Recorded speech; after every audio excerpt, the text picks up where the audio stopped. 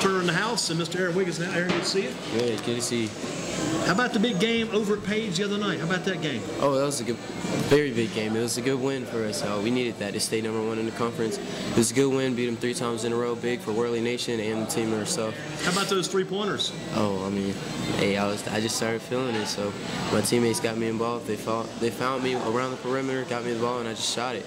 And really smooth and really straight with those 3-pointers too. That's gotta feel good. Yeah, definitely. I've been working on it in the off season, trying to get my jump shot a lot better, and it showed a lot over the season. We had Josh Hopkins in here last week from Dudley. He said he really enjoyed watching your game, and said he wants to get you on his AAU team this coming summer too. Oh, really? Yeah. I mean, hey, that'd be cool. I mean, it'll always be good to be able to play with a lot of guys that you play against in high school and stuff. And so to be able to play with those guys, that would be cool. How big has it been to get those 3 wins against Page this year for Grimsley? Very big. I mean, it's been a long time since Grims has beaten Page in basketball. So I mean, it's big news for Worley Nation, Grimsley, a lot of students at Grimsley, and guys who have already graduated from Grimsley. Are some of the guys that graduated off last year's team and earlier teams coming back and see what you guys are doing? Oh yeah, definitely. I know Lucas Boaknight has been to a couple of the Page games. Can't let him shoot that 3-pointer because Lucas is going to hit that thing nearly every time. Yeah, Lucas can definitely shoot the 3. Yeah, shoot the 3, no doubt about it. Yes, sir. Talk about your teammates. What Mason Moore and say Austin Inge and those other starters mean to this Worley team? Oh, they're a big part of our team. They like to get the ball out, push the ball up the court, and get it up really fast. And we like to push the ball up the court, get a rebound as soon as the other team scores, or if we get a rebound, we like to push it up.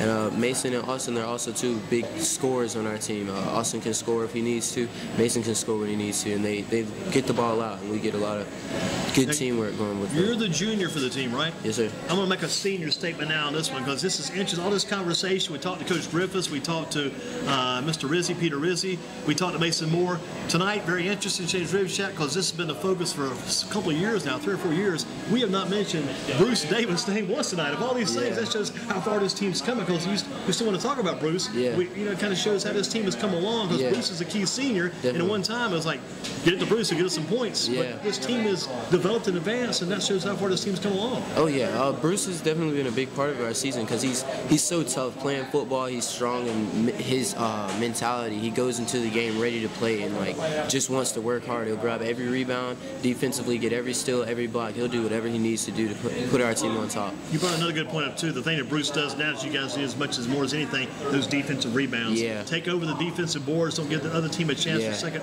offensive opportunities. And Bruce is limited to those by those key strong rebounds he's getting for you. Yeah, he's so strong. He's able to get the ball out. He's able to get the ball off the rim and keep it in his hands because he's so strong with it. What's going to be the key for your game and Grimsley's game against Dudley?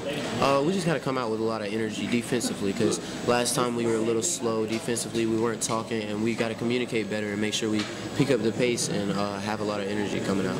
Now, what do you want to do with your game tomorrow night? What's the key going to be to your game? Do you come out looking for the 3 or just take what they give you and see what happens? I let the game come to me. I try to get to the basket if I see an opening. If not, look for my teammates, see who's open, and eventually, if I can't hit jump shots, I can get to the basket because that's a part of my game. And my teammates, with their penetration, with the way Mason Moore, Austin Inge can get to the basket and kick out, if they don't have the layup, they'll easily kick out, and that's where my 3s come from, the wide open jump shot in the corners and the wings. Well, those 3s are big. If they can penetrate, like you say, and dish that ball, kick it back out, very good chance to nail down some 3s. Yes, sir, definitely. How far has your game come since last year? Oh, it's come a long way. Last year, I was pretty good last year. I had to get in the weight room a lot over the off season.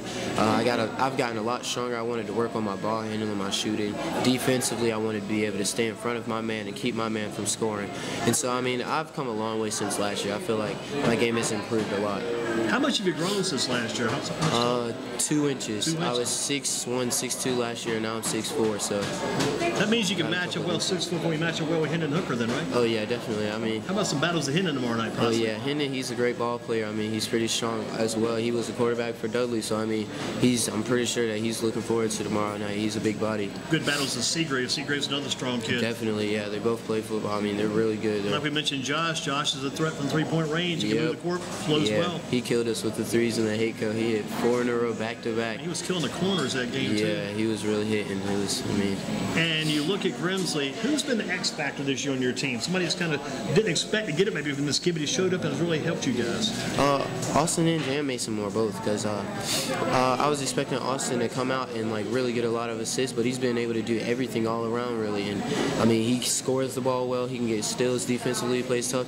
And Bruce Davis definitely, and Jamie Williams. He's a big body to have. We didn't mention Jamie as much, and Jamie gotten some against Page at your place, and you guys beat him there. I think he had to leave the game with injury. Wasn't able to come back. He kind of disappeared, but you guys carried on well without him. Yeah. But Jamie was a big factor at Page the other night because of his strength and power inside rebounding. Yeah, he's a big body, and he's definitely something we need because in the paint he's intimidating. I mean, big body is always good to have. He can battle down low, get rebounds and blocks, and take charges. He's very well with charges.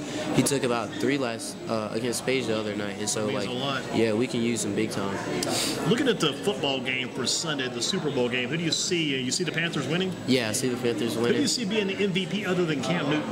Other than Cam Newton, maybe Josh, the cornerback. Josh Norman. Number 24. He had a little hat on, some little mask or something he had on. It's kind of neat. Josh Norman's a good player. He's really good. He's kind of neat too because he'll make mistakes, but he comes back after those mistakes. He still does very well. Yeah, he's a really good defender at the corner spot. He doesn't like for wide receivers to beat him, so I mean he stops them. What about if you're on the defensive side of the ball? Do you go after? See, if you're Denver, you were Denver. Do you go after Cam Newton, try to go after his knees? Do you go after try to choke Cam when he's on the ground? I don't know. You can't go after him too much because he'll beat you off the run. I mean, he's good with throwing and running. So I mean, send a blitz to him, but I don't know if you'll be able to catch him. You want to grab him by the knee so he can't keep running because once he starts running, it's hard to stop him. He's a big body. When did you get your first dunk? My first dunk came this season, our first game against Williams. Your first dunk ever? When did you get that? My first dunk ever, I was in the 9th grade, and I was at a court across the street from my house, and I just jumped up there and got it. Yes, Where was that court at? It's off of Forest Valley, right off the Hobbs Road.